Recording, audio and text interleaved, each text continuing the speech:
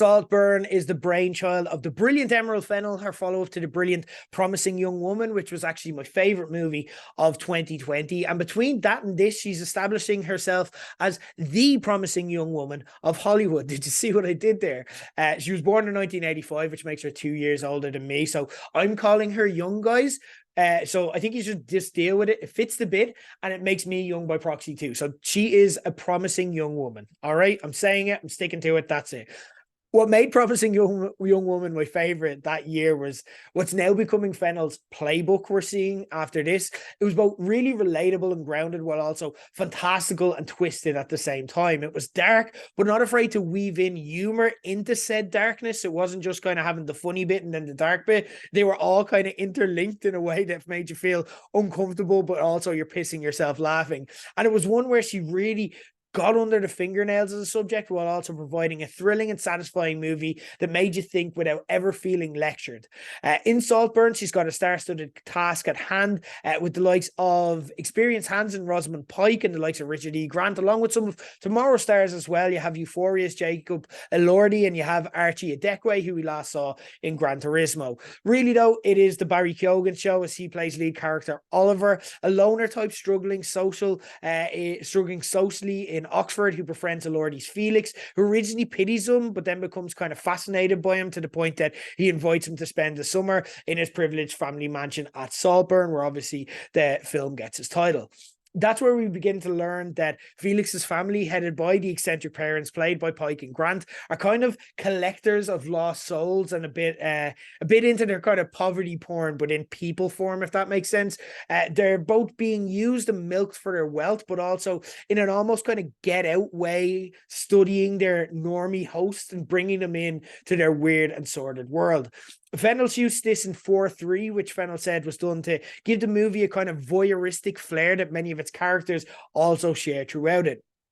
The casting is the true triumph here, though. Like Promising Young Woman, Fennell has an almost precision in how she can put exactly the right people in exactly the right roles and get their absolute peak out of them. You've got Richard E. Grant, Sir James, who calls his friends, he's like an eccentric who calls his friends the Henrys, even though he exists. Not all of them are called Henry. As Elspeth Pike steals every scene she's in as this past remarkable but lovable lunatic matriarch who scoffs at rumors that the song Common People was written about her because it has the line, she has the thirst for knowledge and I'd never want to know anything.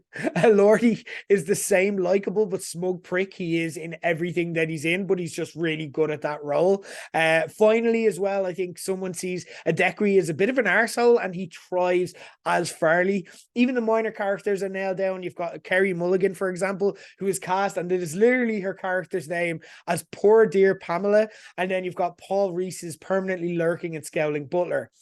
We need to talk about Keoghan, though, because I'm going to be honest, and I've said this before in the show, but I've never really got into it. I've never really been a fan of Barry Keoghan and his work, and this is very much his show, so it's on his performance that the film kind of hinges. Previously, I'd have found him a bit of an irritant, if I'm being honest, who tries to do a lot without actually trying to achieve anything. So he'll do things in movies, like he'll have interesting facial expression choices or quirky line delivery, but it's never really with any kind of overarching goal that weaves together a complex character. It's just stuff that looks like acting on brief social media clips, but then when it builds into a compelling narrative, it's like that actually didn't go anywhere or do anything. It was just interesting in the moment.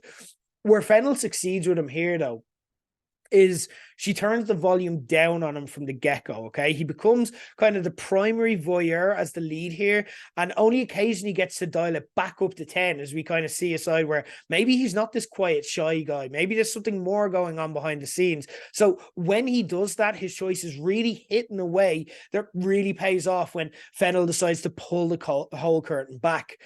Next thing I have to discuss is the script. And this is another phenomenal piece of work from Fennell. You cannot leave the screen throughout this. It's under 2 hours. I think it's just rounding in at around 2 hours. But you can't leave the screen for a piss or lose concentration for a moment, because you'll either miss a devastating blink and you'll miss a joke, or even at times you'll have characters who we've met and invested in and their fate is just kind of thrown away off camera. And again, like, that's not a betrayal of the character. That works, and it kind of speaks to the disposability that this family see the people around them that they collect and claim to care about.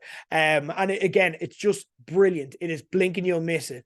Early into the movie, one character has kind of an unexpected outburst as well, of kind of anger and rage, and it really conditions you for that permanent state of readiness that you need to be in, for anything to happen at any time without warning. And it does here, without a moment's notice, that blows you away. Like, the film just at any stage can you think, oh, they're just having fun and this means nothing, and it just dials it all the way up to 10. You're like, holy fuck, I did not see that happening at any stage. My only concern while I was watching it was, like, this is all fun, this is interesting, and it's kind of freaky and sordid, and it has all the elements, but what's kind of the point of it all? Like, was it just a series of sordid events that are kind of funny or weird or disturbing without that overarching plot?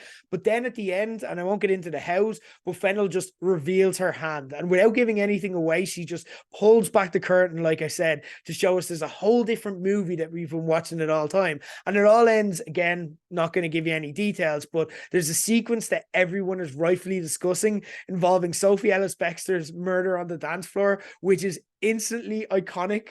And like, the only term that I can think to use for it is it's ballsy.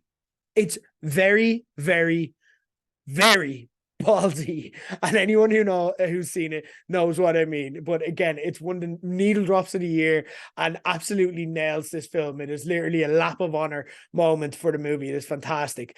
And again, like, the entire movie is a victory lap for one of Hollywood's most exciting creators going today, and someone that I think Emerald Fennell is a name that, if it's not in your kind of interests and if she's not one of the essential components that you kind of are following, you need to make her a part of it. And an actor who's finally, in Barry Keoghan, had his true star-making moment, vindicating everyone who believed in him and proving the likes of me who doubted him beforehand, proving us wrong.